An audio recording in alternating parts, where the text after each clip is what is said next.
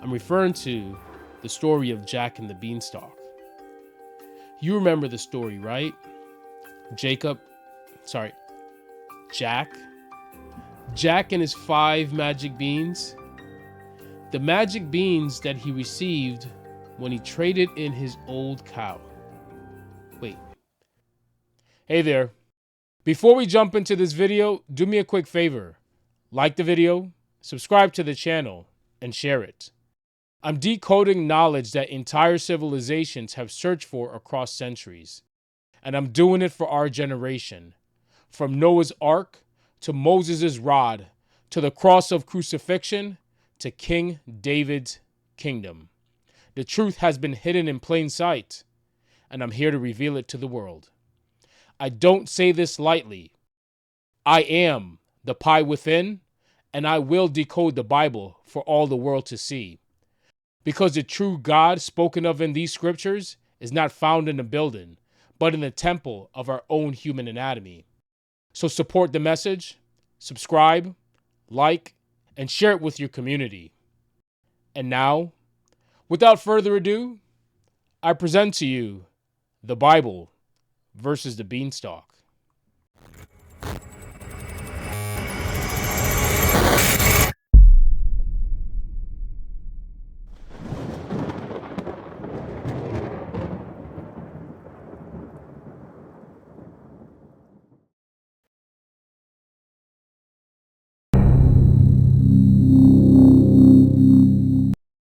That's interesting. You had me there for a minute. For a minute, I actually thought you believed it was a real physical ladder. A ladder that started here on Earth and climbed into the heavens. For a minute, you actually had me convinced. Heck, I'll be honest with you. There are prior versions of myself that was once convinced as well it was a real physical ladder. So I'm not perfect either. So what was it that started me to question that the ladder wasn't an actual ladder as one might assume? Well, there were a couple things, but for one, I noticed the similarities in another event, in another tale.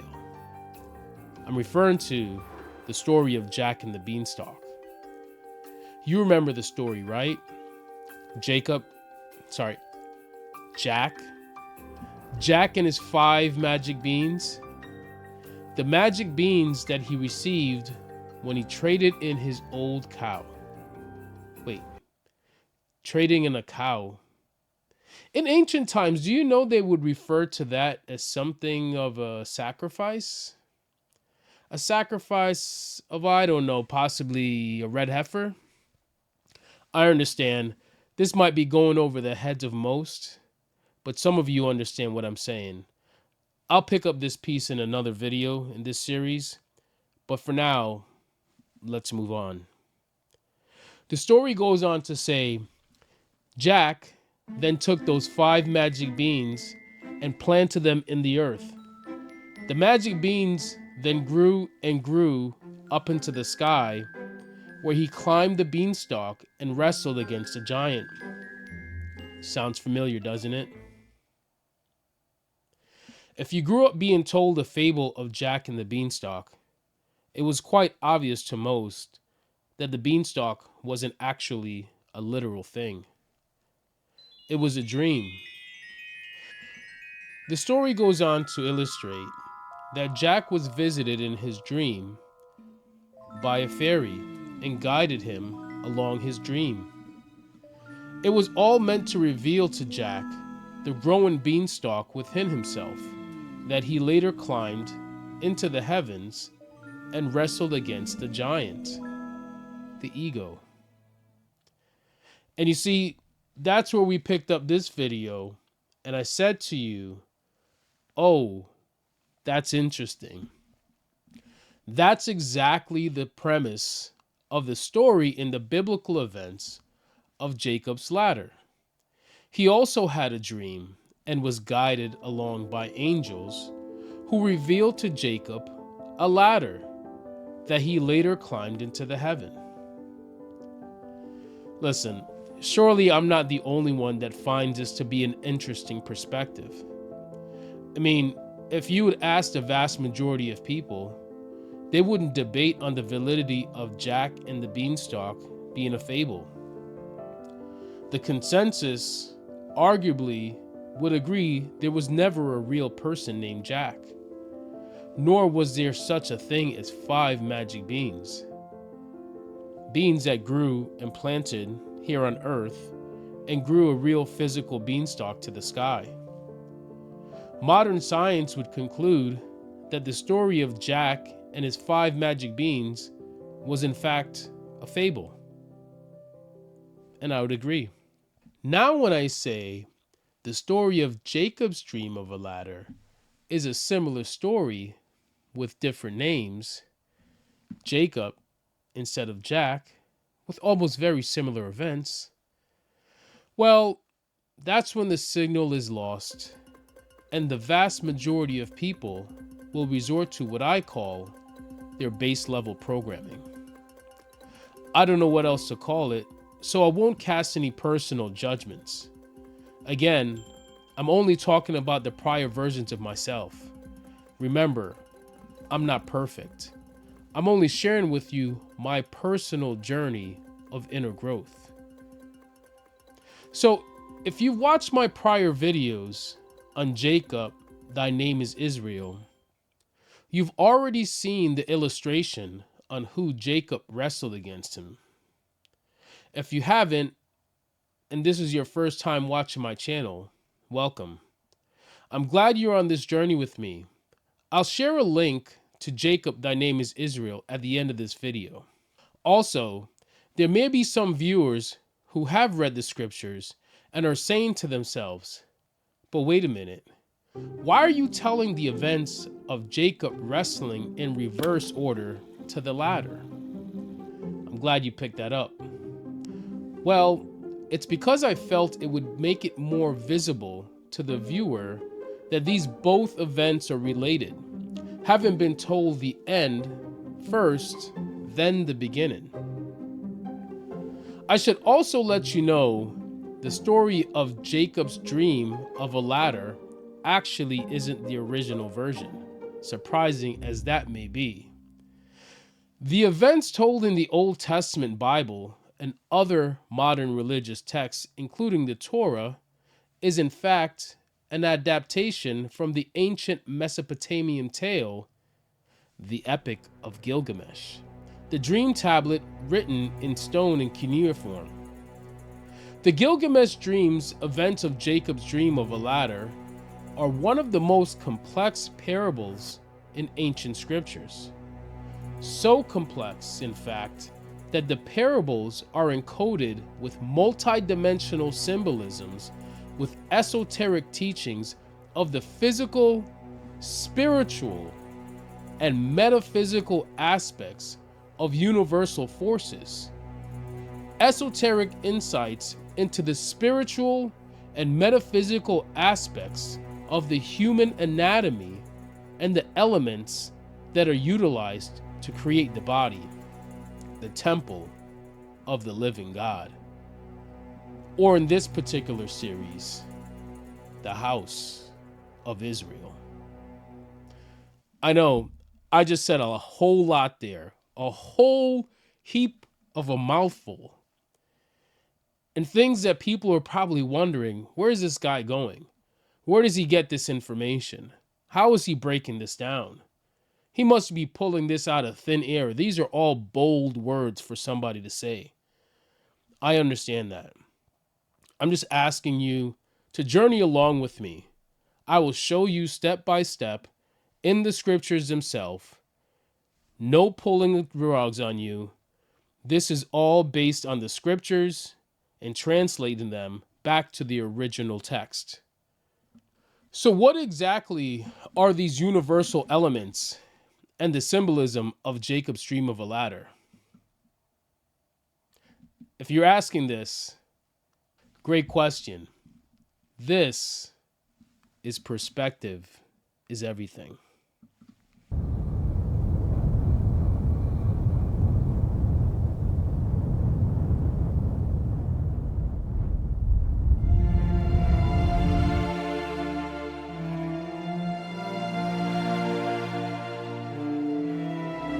Genesis 28, verse 10. Meanwhile, Jacob left Beersheba and traveled toward Haran.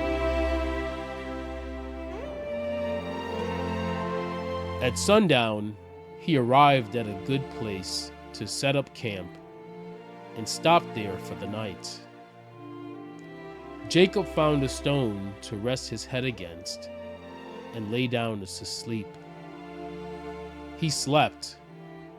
He dreamed of a stairway that reached from the earth up to heaven, and he saw the angels of God going up and down the stairway. At the top of the stairway stood the Lord, and he said, "I am the Lord, the God of your grandfather Abraham, and the God of your father Isaac. The ground you are lying on belongs to you. I am giving it to you and your descendants. Your descendants will be as numerous as the dust of the earth. They will spread out in all directions, to the west and the east, to the north and the south. And all the families of the earth will be blessed through you and your descendants. What's more, I am with you, and I will protect you wherever you go. One day, I will bring you back to this land. I will not leave you until I have finished giving you everything I have promised you." Then Jacob awoke from his sleep and said, "Surely the Lord is in this place. I wasn't even aware of it." But he was also afraid and said, "What an awesome place it is. It is none other than the house of God, the very gateway to heaven." The next morning, Jacob got up very early. He took the stone he had rested his head against, and he set it up upright as a memorial pillar. Then he poured oil all over it. He named that place Bethel, which means house of God, although it was previously called Luz.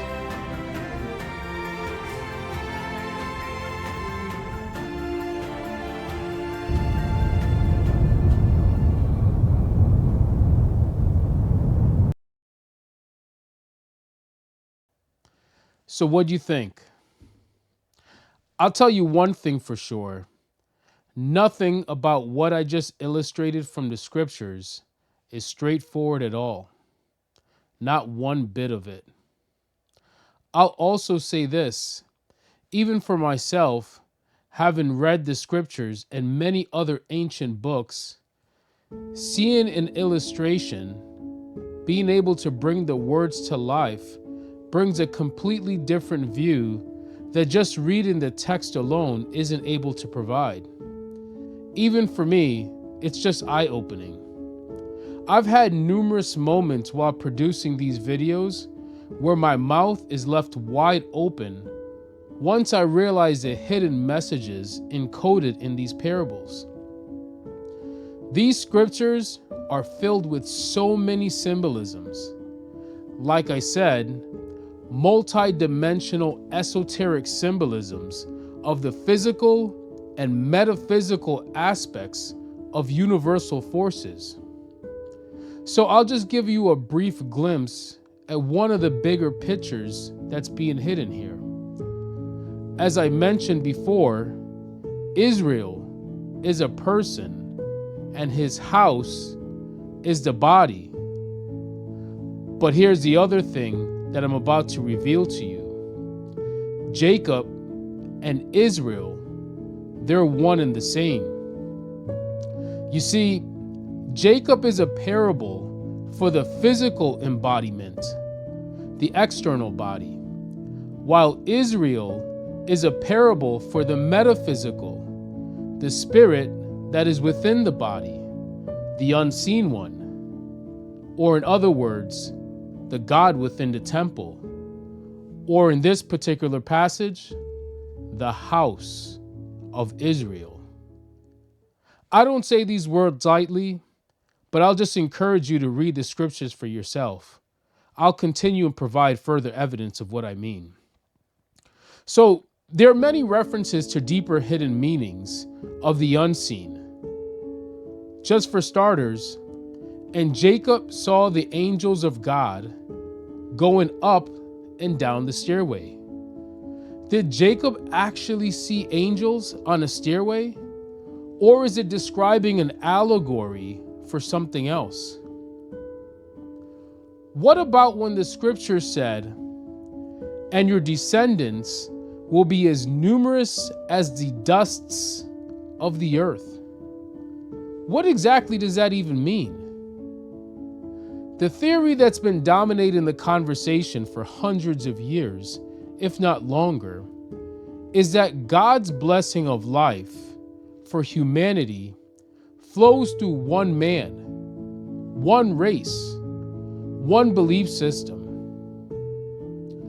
I personally disagree with this current narrative, and I'm here to share with you my own alternate perspective. I want to be very clear though. I'm not here to silence anyone. I'm not here to tell you what to think. I'm also not here to tell you what to believe or not to believe. That decision is entirely up to you. I'm only here to offer you an alternate choice, one that's never been offered in our current times, one that is based in actual science and the elements that are present throughout the universe. As I've also previously mentioned in my other videos, the ancient scriptures on numerous occasions have recorded that these events are allegories and parables. Son of man, put forth a riddle and speak a parable unto the house of Israel. I don't want you to think this is even going to be something remotely simple that I could just come out and say, ta-da, here it is. We're talking about ancient riddles here, parables that have been written and encoded by some of the wisest minds ever. If I took the approach and just come out and told you these things, immediately you might say, well, how in the world did he come to that conclusion? You might even think I was crazy. Or you might, as I once did, revert back to a system reboot and remain in a comfort zone. Again, I'm not perfect. So, with that being said, you're going to need to join me for the next video in this series as I share with you how the medical and pharmaceutical industries are aware of the metaphysical and biological structures of Jacob's ladder. I'm referring to none other than the caduceus, or some might say the rod of Asclepius. But in the meantime, if you want to catch up to this story, click this video to go back and watch the events of Jacob, thy name is Israel, and who Jacob encountered in the second place where he saw God. Or, if you'd like to learn the true hidden science of how our bodies turns water into wine, exactly like how Jesus did at the miracle marriage at Galilee, then click this link. I appreciate each and every one of you. Please leave a comment on this video. I'd love to hear your thoughts. Please also share and give a thumbs up on this video. I'd really appreciate it. There's a lot of time and energy that goes into decoding these scriptures. Until next time, this is Perspective is Everything.